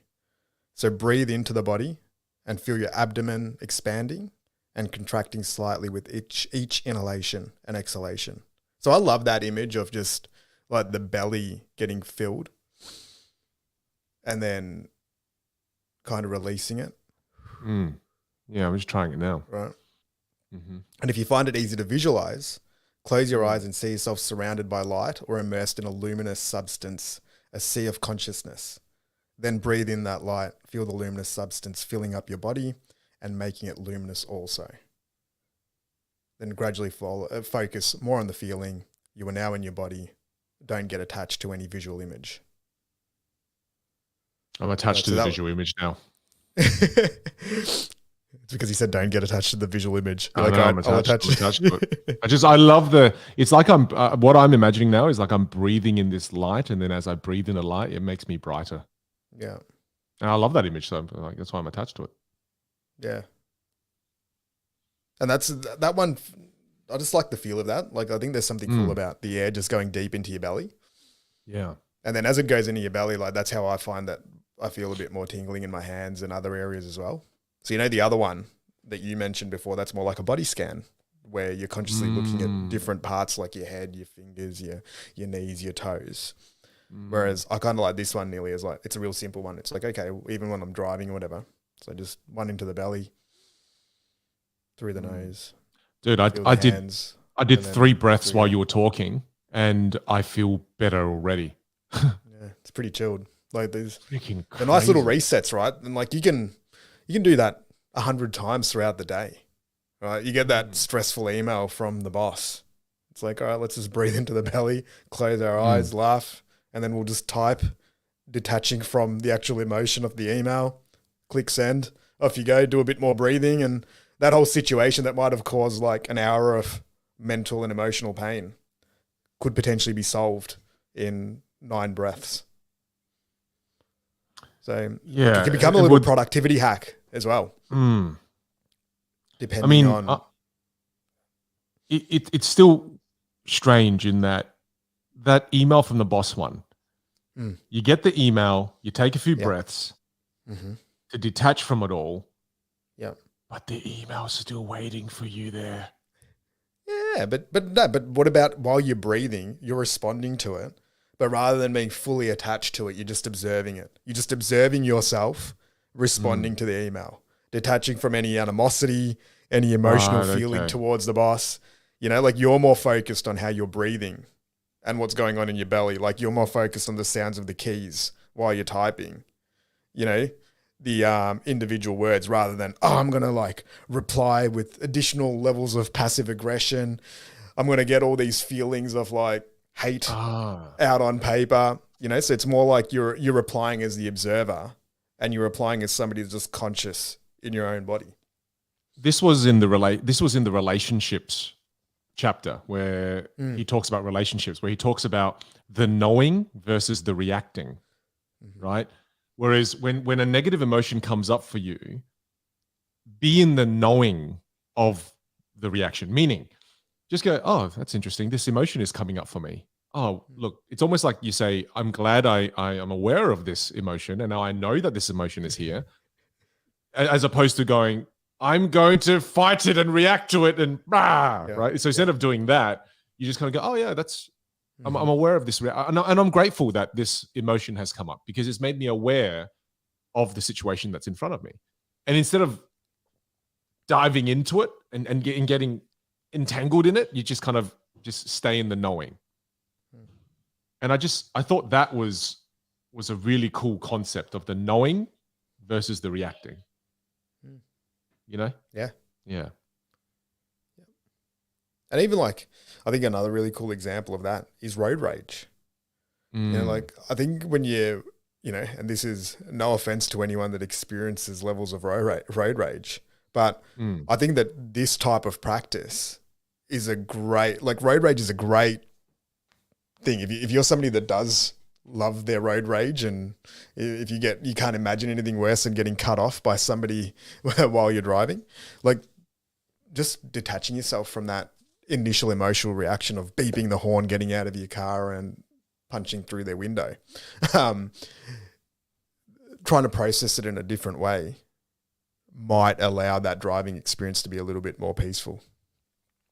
And if you think about like the book talks about whether you're being conscious or unconscious, like we have some of, nearly knowing and trying to observe which of my reactions here are a little bit more unconscious and which are conscious, right? Like which I think the book talks about, is this emotion sort of rooted in fear, guilt, resentment, anger, right? They're probably more unconscious reactions versus is this emotional reaction rooted in love, joy, playfulness. They're probably more conscious types of emotions or actions. It's like, how do you then change the filter of how you're viewing that experience, right? Like, is it objectively bad if somebody cuts you off in traffic, or is that something that you can then potentially get past without having to punch them in the face? Who knows? Maybe you don't want to, like that's a very enjoyable part of your day. But if it then causes you pain after that experience, then maybe it's one worth reflecting on a little bit more. It's very consistent with the Stoics, isn't it? Yeah. This book is very consistent. I mean, Stoicism, it's so, there's so many commonalities between that and this Taoism, Buddhism. Like I think he references Christianity a lot. Like there's... Well, I think a lot of religions are steeped in elevating forms of consciousness, right? Yeah. But then at their core, regardless of what you believe in and whether you have a religion or not, those that do follow doctrines, when like, a large number of them are based in, being present, being part of a community, being moral, whatever that may mean. And then obviously sometimes the religions don't get it right, and then they're used on the other end, and like if you think about when religions get it wrong, usually it's egoic, and it's based on the ego. It's like, all right, somebody's looking for power and control or war, or they want their religion to be the only one or the best one, and then it kind of shifts. So that's when the interpretation maybe changes a little bit. When you think about religions, most religions have a form of heaven. And if you take what this book is saying and you apply it to the idea of heaven, then it kind of doesn't make sense, because if you start to go, well, I can't wait to get to heaven, that means you're living in the future, and that means you're not present, because the idea that there's a heaven means that the present is hell. If you kind of follow Eckhart's style of thinking. And And that's kind of true though, isn't it? In that if you think the better day is coming, then obviously you'll suffer now because that creates again that gap. Which is kind of like what the, it's kind of that's interesting in itself, in that a lot of religions promise that that place we're going to get to where everything's going to be bloody awesome, where you get to eat fried potatoes every day and then not get fat. So it's just, if you think that's real, then all of a sudden you're now it sucks, and you keep chasing that thing. So it's right when in you saying, and whether it's wrong or not, who the hell knows? But it's just an interesting thought process to go through. Yep. Yeah. That's why one of the most important things to do is to question things and to be curious, right? It's just. Mm-hmm. And that's what I think. I think the Dalai Lama talks about that in Buddhism. Like, that's one of the core tenets. It's always about, like, obviously there's some pretty strict rules and guidelines if you're practicing it fully. And again, I'm no expert on Buddhism. I'm not a practiced Buddhist or anything like that. But I just remember in reading one of his books, he's like, a big part of our doctrine is like, you don't cause suffering, you don't hurt other living beings. Like, that's a big part. But then recently, as he's gotten older, he's been recommended as part of his diet that he needs to eat meat, which really goes against that core tenet. But then he's like, but I'm still learning, I'm still evolving, I'm still doing it with balance. I've got gratitude for the animal that I'm eating. But I also know that this is something that I need to nourish my body. So it's like, a lot of people that potentially follow Buddhism or really look up to him, I'd be like, hey, you just conflicted with one of the real core values here, where we don't eat meat, but now you're eating meat. But then the whole angle there is, well, okay, well, it's still all about learning and adapting and we change. And I think that's kind of cool. Like, when you see religions that have really strong rules, like, actually evolve and then adapt with how the world changes as well, right? Like, some of these religions the core of them were written 2,000, 2,500 years ago. Yeah. It's just like science, right? It'd be like saying that when everyone thought, the world was completely, and some people still do think that the world's completely flat, and then that's proven different. It's like, oh, well, are we still using old science for a new world? Well, it's what we always talk about, right? The reason you and I read, and the reason we encourage each other to keep learning, is because we want to continually update the operating system. Right? We don't want to be on Windows 95. We want to be able to update our brain with new information, with new ways of thinking that's going to help us live a more fulfilling life. Whereas I think one of the dangers of never updating the operating system is that you no longer can exist in today's world and be able to use the applications that have just been released. I think there's and this is just in life in general. There's a danger to subscribing to one way of thinking and then never updating your beliefs and values based on new information that has surfaced. I think, and then this book has been that for me, because I think in a way I've been avoiding books like this, and I've been avoiding, I guess, exploring spirituality because I'm afraid of it. And the thing that I was afraid of during this book, I experienced, reading it was exciting, scary, and confronting all at the same time, because I've never really read a book, Ali, that I found really hard to understand. Right? It felt like, it reminded me of when I sat in a physics class and I'd been wagging school for bloody half the term, and then I go to school and then we're on chapter 7 and I just understood nothing. I just looked at the words. I was like, I don't know what the hell's going on here. And that was really uncomfortable for me. I was just super uncomfortable. So I ask you this, being someone who's read this book multiple times. I am creating my own suffering. I know it, dude. I know it to the core. That when I was reading this book, I'm like, my thinking and my overthinking and my obsessive thinking and my addictive thinking is causing me a lot of suffering unnecessarily. So being someone who's practiced a lot of these lessons in the book, what do I do? I mean, I've started detaching myself. I've started to moments where I feel that I go, okay, all right, man, just take a step back. Look at the thoughts, wave goodbye to them. Look at the emotions, wave goodbye to them. Is there anything that we haven't mentioned in this book that you think is important? I mean, there's the questions we ask ourselves.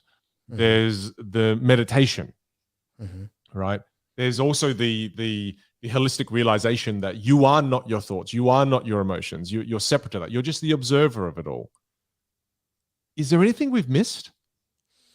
I think a couple of parts to that question. Okay. Like, what do you do? I think you're doing it right now. Like, it's all a learning journey, right? So just even from hearing you speak throughout this episode, like one of the big things that it speaks about is just awareness. Like the fact that from this book or whatever journey you've been on recently, that as you're now going through, call it the normal thinking process, there'll probably be a voice in the back of your head being like, okay, am I aware of what's going on right now? Am I just running with it? Now, that doesn't mean that you completely solve it, right? Like, and it also depends on what your goals are. Like, as you said earlier, you might not want to let go of the amount of thinking that you're doing or to diminish, the quality of that, because your thinking does serve you for the most part pretty well. So it might just be slight readjustments just to maybe give yourself a little break or to practice a meditation here or there or whatever tools you might choose. But yeah, it's like, I don't think there is one silver bullet solution to these things. It's more around what aligns with you at that moment in time and which bits of the teaching or the lessons you actually want to then implement. Because we were speaking about this earlier, right? One of the hardest things I think about spirituality and meditation and reading these books is just the core of the simplicity of the lessons, right? Like, it's one of the reasons why I think it's been something that's been very hard for people to commercialize. Like, when you tell somebody, hey, you just need to take 5 breaths and you're going to feel amazing, or you need to sit with your eyes closed for 20 minutes. There's a lot of simplicity in that, but then practicing that with a lot of awareness is so difficult, and on a consistent basis, because it is potentially boring. It is tedious. It's hard to prioritize as a time because of the way that our minds work. Like the amount of times that you'll be like, yep, I'm going to meditate every day for 20 minutes, but then you get a 9 o'clock meeting, or you have to go on a flight, or like something in life just comes across and it's like, I can't prioritize sitting there quietly for 20 minutes. I'm going to get yelled at by my partner. I can't miss a meeting because I want to sit. Like, imagine that. Like, sorry, I can't do a keynote at 10 o'clock because I generally meditate at 10 for 20 minutes. So can you just push that back 20 minutes? Like, so there's probably some practical life situation realities here, but then it just depends on what you then want to implement, I think. And from there, and I think one of the things that I always go back to, and we speak about this, like for me personally, I want to still be very active in the world and engage with, quotation marks, life situations.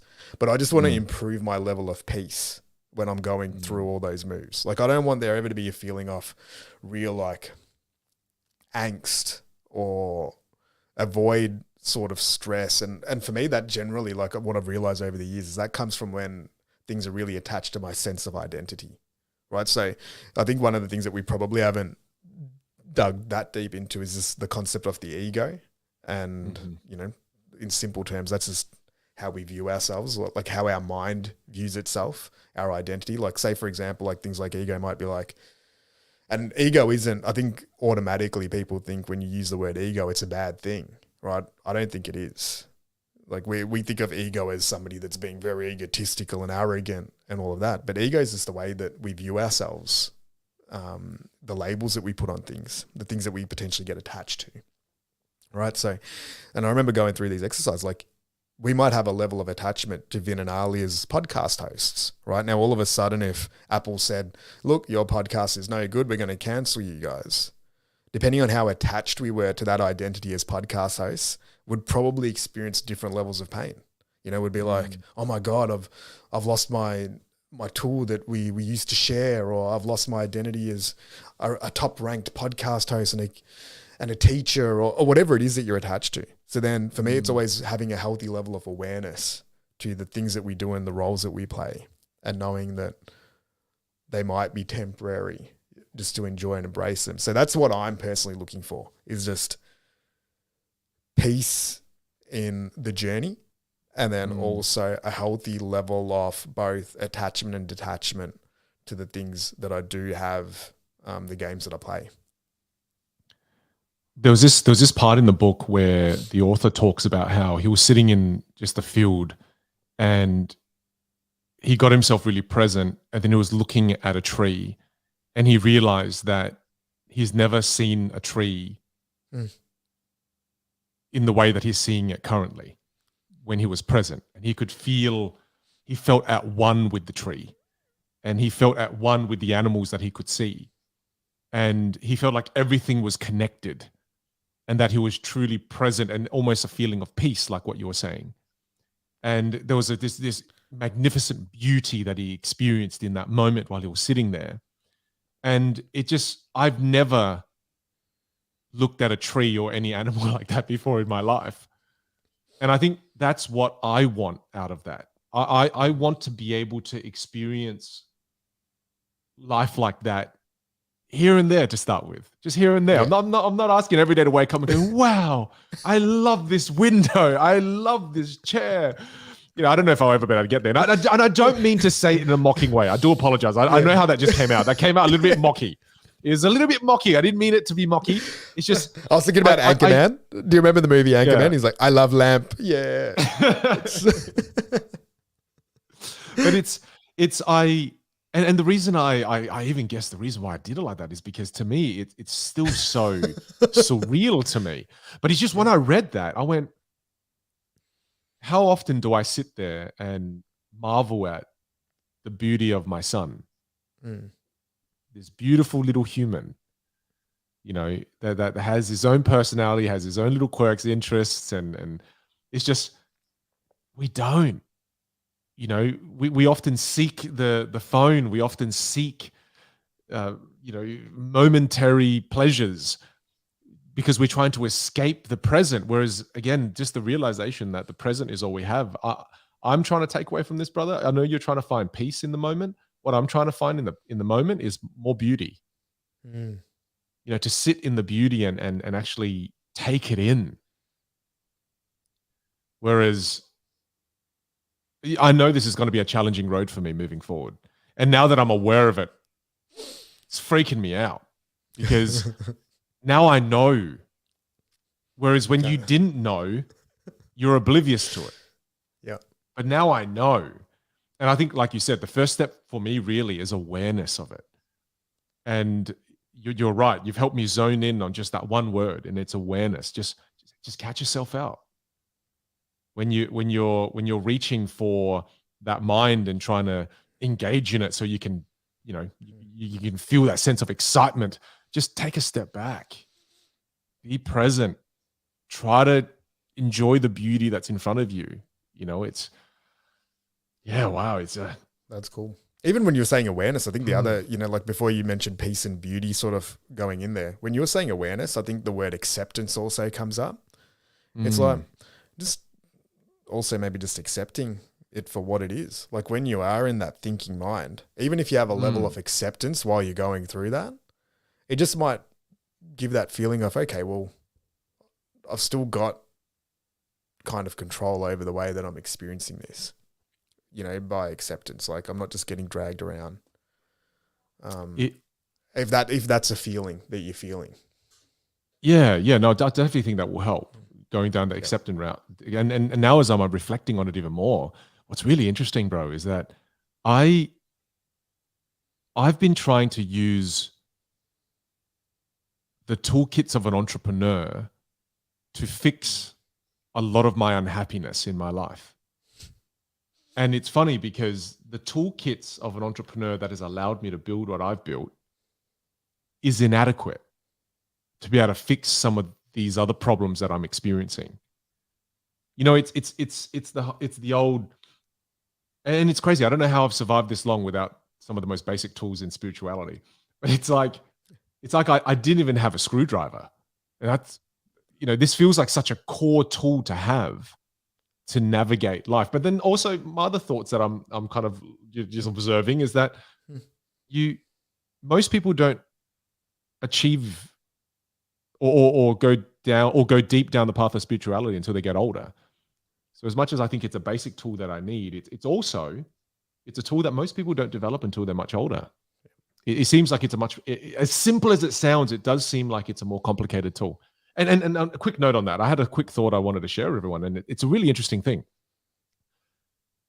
And I know I've talked about this before, but I want to just repeat it again, in that when I show people a piece of magic, and again, for those of you who don't know me, I am part magician. I'm not just talking about woo-woo here, but I do sleight of hand to someone. And when I do sleight of hand, it's just, at this point they go, wow, does he actually think he's a wizard? This book really changed your life. Yeah. Just when I do my magic powers, but when I show someone a trick and then I ask them how it's done, people immediately assume complexity. And I believe that as human beings, we are drawn to complexity because we can use complexity as an excuse for not doing something.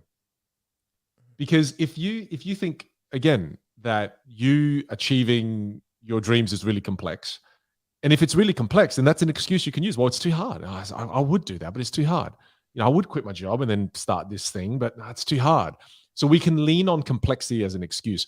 And I think that's why spirituality is so difficult, because we fall for the same trap. We look at it and go, it's so complex. It's too hard. And we tend to attach complexity with effectiveness. We like it when you give us like 8 steps to, or 14 or 15 steps to how to build a business. We go, oh yeah, that's value. I'm getting 15 steps. It's good. Whereas when it's simple as just take 5 deep breaths and focus on your breath, you go, no, get out of here, man. What kind of snake oil is this? Yeah. Make more sales. Yeah. It's like well, that's right. And dude, you know what's crazy? I've been in the speaking industry now for bloody hell. I've been doing it since 2014 professionally. And one of the first pieces of advice I got from a speaker at the time, I was so offended when he told me this piece of advice. I was like, this is the dumbest thing I've ever heard in my life. Because I said to him, hey, how do I get more speaking gigs? And all he said was, speak more. If you want to speak more, then go out there and speak more. And I thought, wow, thanks, man. This was a great coffee session. And it just felt like I'm not paying for coffee anymore. It just felt like the dumbest thing I've ever heard in my life. I walked away from that and I was like, wow, I guess some people just are born stupid. Well, anyway, not going to have that person in my circle of friends. But this is just one of those things again. And he was so right. He was so right that we overcomplicate things. And as a result of overcomplication, we don't begin the journey. We just don't take action. We don't take those 5 breaths. Yeah. Because when I look back on my career now, how did I achieve success as a keynote speaker? I just got out there and I spoke more. And the more I got out there and the more I started to speak, the more speaking gigs I started to get. That's it. Yeah. Simplicity in the message. Bloody oath. No. It's crazy, isn't it? Life isn't that complicated. We just make it more complicated because we get addicted to thinking. It's a bloody. But even when you're talking about your sort of journey into this space, funnily enough, I think just naturally you embody a lot of these things anyway. Like, just as somebody that knows you quite well, you go through the process of teaching, generosity, authentic messaging. Like, there's so much already in your world where you probably are embedding these things. So the bridge to whatever the next level is, just for you as an individual, I think it might feel very far away, but it does. I don't think it maybe is that far away. Just as a little outside observer looking in, if that's something you want to actually do more of. No, I do. I definitely want to go down this path a little further. I'll be very open to, maybe 5 podcasts down the track, going for another book like this. Just give me a little bit of space. I need a little bit of time because again, you threw me into this one. Again, frightening, exciting, all at the same time. Very strange. I mean, what I do want to explore though is how being more present, how that's going to help me in the creative process. Because like I said to you, I've been umming and ahhing about getting an office space in my life, and I've been working from home, entrepreneur, which we stay lean as possible, etc. But I'm starting to get to that point in my life now where my business and my own home, I'm outgrowing all of that now, and I'm very interested in the creative process, and I'm really curious about how being more present allows you to tap into that creativity more. There's something there, because there was a passage that the author wrote that really made me go, huh? And I noted it and put lots of stars next to it. And I wrote, and this is what the author said. He said, all true artists, whether they know it or not, create from a place of no mind, from inner stillness. The mind then gives form to the creative impulse or insight. Now, I never thought about being more present as a portal to be able to access more creativity. Never thought of that. I thought more thinking and better quality thinking leads to more creativity. So I've never looked at it from, no, creativity could also, part of creativity could also come from a place of no mind. And I've never explored it. It's one of those things where I've never explored it, never tried it. Very interested to see how that's going to help me in the creative process. Yeah. Wow. Yeah. That'll be pretty cool. Like, obviously you already create at a very high quality and standard. So it'll be interesting to see if you embed some of these tools and tactics, if it does make any changes to your process. This is another one we can reflect on in 5 episodes time. Be like, if you create anything, you're like, nah, I just sat there with my eyes closed for 4 hours and nothing really came up. And the result of it was just a steamed bland potato. That was all I got out of it. A crappy little old steamed baked potato. Well, we'll dig into that a little bit deeper though. Like, I think there's a lot of other books, like just when you were saying that, I was thinking about the book Thinking Fast and Slow. Where System 1 and 2 thinking. System 1 and 2 thinking, right? System 1 is just reactive type of thinking, like 2 + 2 is 4. And then system 2 is where you go a little bit deeper and solve like the equivalent of algebraic equations, where you have to take time and additional levels of depth to come to the solution.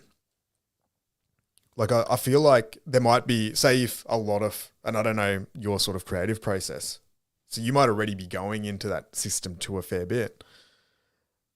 Whether this helps you get even deeper into system 2, or if you are often stuck in system 1, does concepts like meditation or changing your environment, allocating more time in a flow state allow you to do that more often? Be really interesting.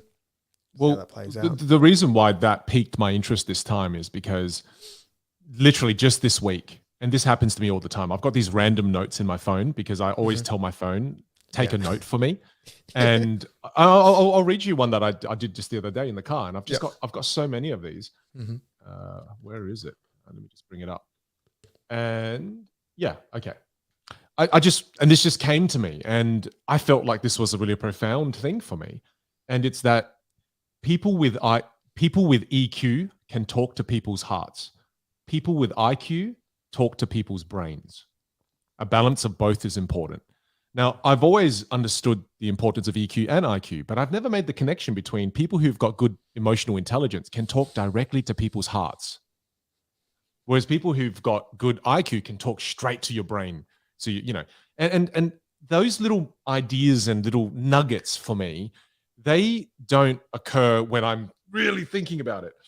They come to me in the moments when I'm driving, always while I'm driving. And while I'm driving... Yeah, but for me, when I'm driving, I that's when I go into those trance-like states when I'm driving alone, where I just know, all right, I'm taking the dogs down to the wash, I'm going to wash the dogs. And I purposely now don't turn any music on, don't turn any podcasts on, nothing. Because I'm trying to get into that nothingness. And in that nothingness, these things happen. These weird things happen to me all the time. And that's why I've been trying to tap into that nothingness state a lot more often these days. Yep. And that's why when I read the no mind thing, that really connected with nothingness. I went, yeah. That no mind thing is where I've been able to connect things I normally have never been able to connect before. Or when you wake up in the middle of the night and you go, oh, that's such a good idea. And then you type it down. Those things happen quite often for me. For sure. I can't remember where I heard it or read it, but it was nearly like a thinking type of meditation, which is quite funny. It goes nearly against what the whole point of meditation is. But Sounds say like if you've my got a kind of problem- jam. Yeah, this sounds like your kind of jam. But say you've got a situation or a problem, you nearly use the meditative technique of closing your eyes for 20 minutes, but you jam on that one question, right? So, I don't know, you might be creating a new module for your upcoming keynote on a certain topic, rather than just sitting there and just writing notes and really trying to figure it out.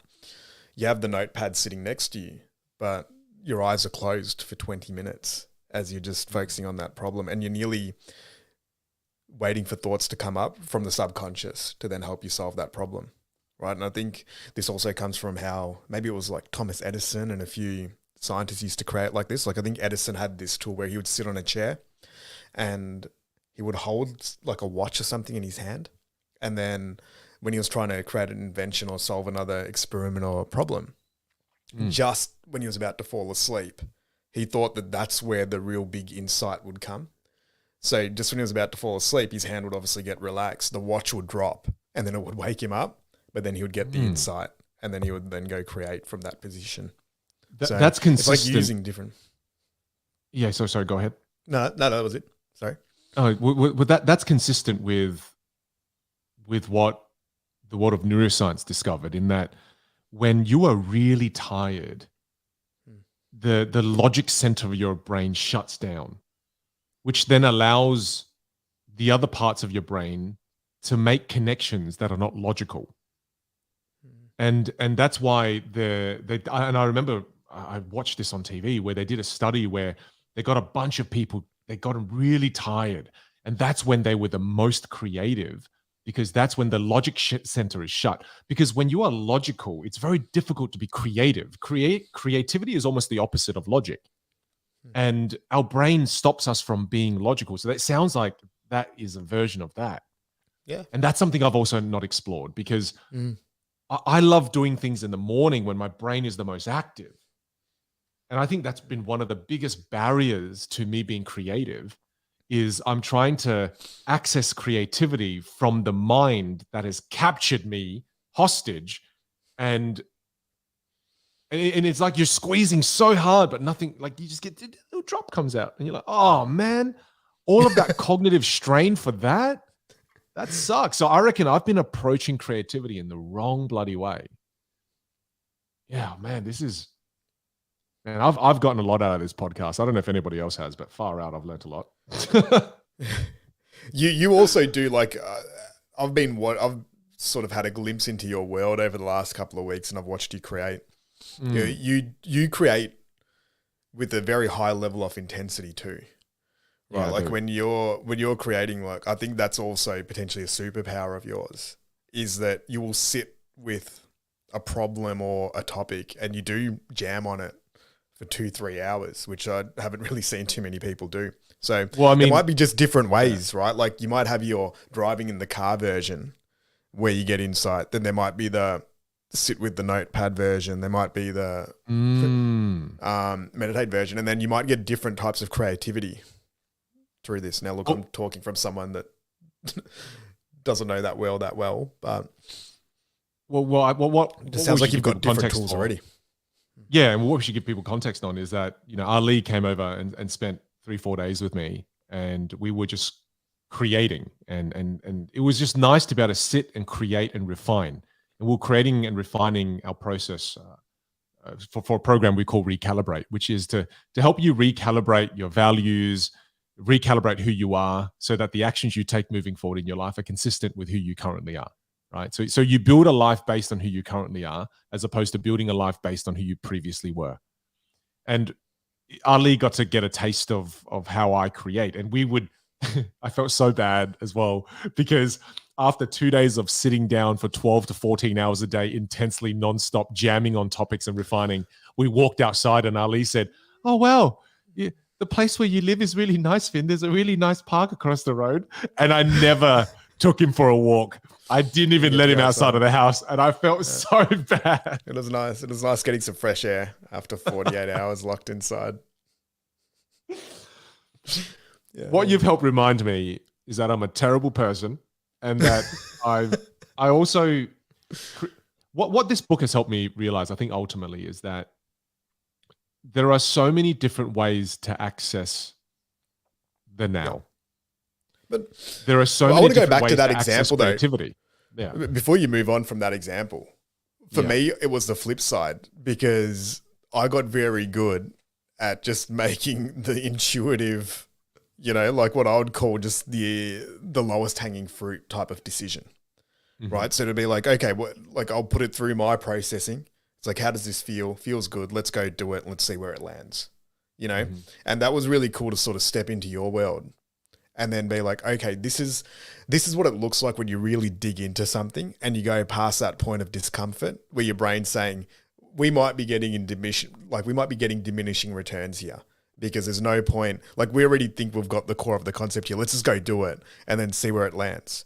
Now, what I was starting to realize is that might work every now and again, but you might also end up with, call it 6 to 8 out of 10s. Whereas your process was really cool to see that, okay, when you sit with things for a little bit longer and you get past that point of discomfort, like not going outside for 2 days, you actually do, you do unlock cool things at a different level that I hadn't experienced yet. So again, what we're talking about here is that there's just different ways to approach certain things. Like you might have ones where sometimes you don't need to be in gear number 6. You can be in gear number 1 and 2 and see what comes up. Sometimes you can be in gear number 4. Sometimes you need to go into gear number 6. And it was really cool just being part of that creative process. Because even for other things outside of what we were creating, I've also then started implementing more of your thinking rather than just going, Really? if we'll call it the more efficient route. Yeah. Just looking at if I sit with this for a bit longer, what does it then look like? Whereas usually I make decisions pretty quickly, move forward, and then just build the parachute while we're falling, which is again a very entrepreneurial trait, I think. But then now also saying, okay, well, if you really try to color in as much as you can, it might actually unlock more insight rather than just I think that's why effectiveness and efficiency. I think the clarity as well that I've realized about our friendship and you as well is that you are definitely more entrepreneur than me, whereas I have two parts of me that fight all the time, and it's the artist component of who I am, and it's the entrepreneur in me. So I've got an artist in me and an entrepreneur, and they're always at battle, right? Because the artist, if I always just think as an artist, I'll never release anything that I do. And if I always think as an entrepreneur, I feel sometimes I release things too quickly. And that balance for me, I think has been a big core in some of the success that I've had in my life, is learning to balance that. And again, still to bring it back to this book, I think the most clear lesson that I'm getting from this is that in practicing being more present, I'm going to be able to master the mind and not have it master me. That is the clearest takeaway that I'm taking from this right now, is that at moments during the day, practicing being more present, that's going to help me master my mind and not have it just take me for joyrides. Because for a long time in my life, brother, it's taken me on rides that I do not want to go on.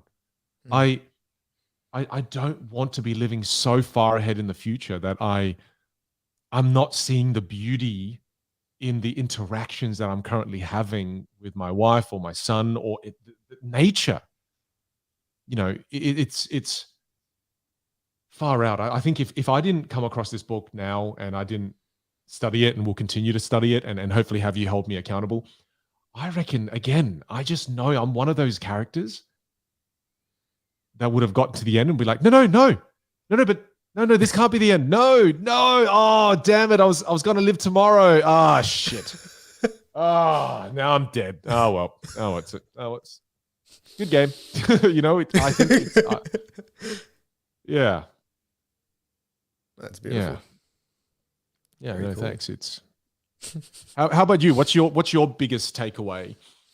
I guess having gone through this so many times, what did you take away from it this time?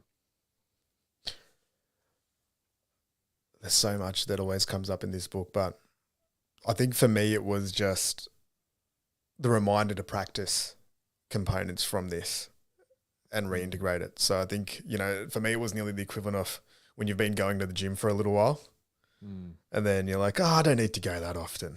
It's fine. We're pretty good. But then you realize, oh, wow, it actually feels pretty good when you get back into the gym. And I think for me, this is like one of many other tools, but call it the gym for the mind and the soul a little bit, where it was just a reminder, like just those little things, like just, you touched on it before, just trying to increase the quality of experiences. I think that was a real big thing that came up. Like I think I've just lost a little bit of balance between, call it the internal and the external world. Like I've really tried to amplify a lot more in the external world, especially over the last few months. But then sometimes the quality while experiencing some of those cool things in the external world just hasn't been that high. So I go back to, okay, how good is the quality of, like that's a big word that just keeps sticking, or a sentence that keeps sticking out for me is, what's the quality of my consciousness right now? Right? Like, is there any cloudiness? Is there any weight? Is there any murkiness? Is there something that I'm not really addressing? Am I holding on to something that I don't need to hold on to? Like the other word that I probably highlighted a lot while reading this book the second time around was this surrender. And it's like, okay, well, is there anything here that I just need to surrender a little bit more to enjoy it more, or to embrace that moment at a higher standard? So that was my big sensitivity, was just, say if I had a rating scale on how I was experiencing the now, still pretty good, but it wasn't optimized. So it's just like, all right, how do you make a bit of a tune up? It felt like getting a car serviced. It's like, okay, I haven't serviced this vehicle for a while. I need to go and service it. Wow. I mean, good for you. I mean, I read this book and went, I've never serviced my car. It's going to break down any moment. I could die right now. It just freaked me out, man. But I think that's beautiful, dude. Though. Like, sometimes with these things, when you've been nearly so-called practicing them for a while, they also lose their perceived impact. Right. So you nearly go the other way. You know what I mean? It's like when you're nearly too close to something, or you feel like your brain feels like it already knows something. It's like if you eat the only thing you eat is vegetables every single day. Is it still healthy for you? Like there's maybe no balance in there. So I think we're just looking at it from different views, but the goal's still very similar. Like if you think about both of what we're talking about here, is how do we increase the quality of moments is what it feels like. Like, and I think even I was thinking about when we do this podcast, we always leave it and we're like, how good was that? Like we always, not like how good was the actual podcast. It's more, how good was it us spending 2 hours just chatting and talking about something that we learned? Because I think this is one of those things that we do in the external world where we bring a very good internal quality, right? Like we're present for these 2 hours. We're engaged, we're talking. Like I think, call it that level of consciousness. It feels relatively high. Whereas then we'll stop the podcast and we'll go into the normal world and we'll have other things on, and then maybe our brain will be taking us for a ride. But right now, for these last 2 hours, we've just been like, this is nearly like a type of meditation for us, right? Yeah. We're sitting here, we're chatting, we're solving potential things that we're thinking about. It's nearly like our therapy session, and we share it with other people. So it's very cool. And I guess, in concluding this episode as well, I just want to encourage our listeners that the practical toolkit of solving it, accepting it, or just leaving it, I think is a very cool toolkit to run through your current problems that you're experiencing right now.